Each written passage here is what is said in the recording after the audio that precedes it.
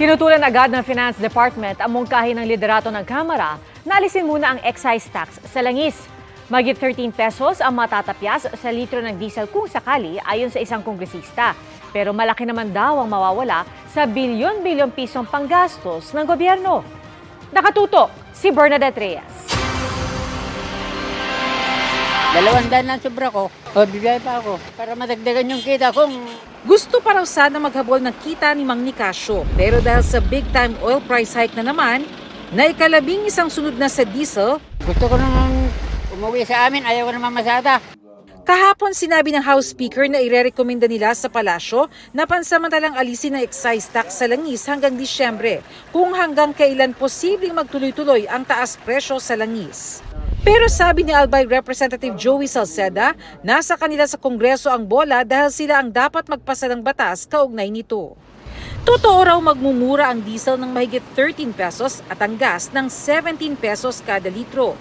Pero mahigit 58 billion pesos ang mawawala sa koleksyon ng gobyerno. Mas malaki pa yan sa budget ng buong hudikatura o sa mga budget ng 14 na kagawaran ng gobyerno, kabilang ang Labor, Justice, Finance at Housing Departments.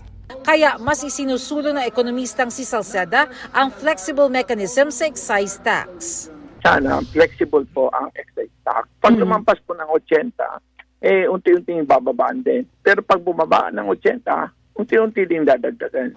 Ang Finance Department naman tutol sa anumang suspensyon na excise tax. Mas marami raw ang mawawalan lalo't katumbas yan ng mahigit 72 billion pesos na koleksyon ng gobyerno na pampondo sa mga serbisyo publiko. Pero katwiran ng ilan, hindi lang naman mga dekotse ang apektado ng oil price hike, kundi mga tulad ni Mang Nicasio at si Juan de la Cruz. Kapag tumataas ang presyo ng gasolina at diesel, tumataas rin ang presyo ng mga produktong pang-agrikultura kagaya ng gulay. Yung sa traktora, traktor, lahat po kasi ginagamitan ng diesel. Ganun po, kaya pinapatong-patong din po, kaya tumataas po ang gulay. Production cost, tataas talaga. Hindi natin maiwasan yan.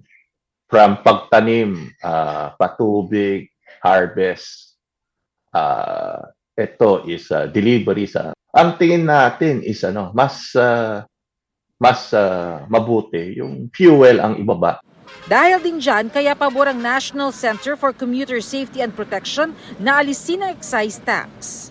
Ano na naman kaya ang nightmare na harapin natin sa susunod na Martes? Tugon ng Finance Department, mga ayuda para sa mahihirap lang ang talagang matulungan. Halimbawa, fuel subsidy sa mga apektadong jeepney driver.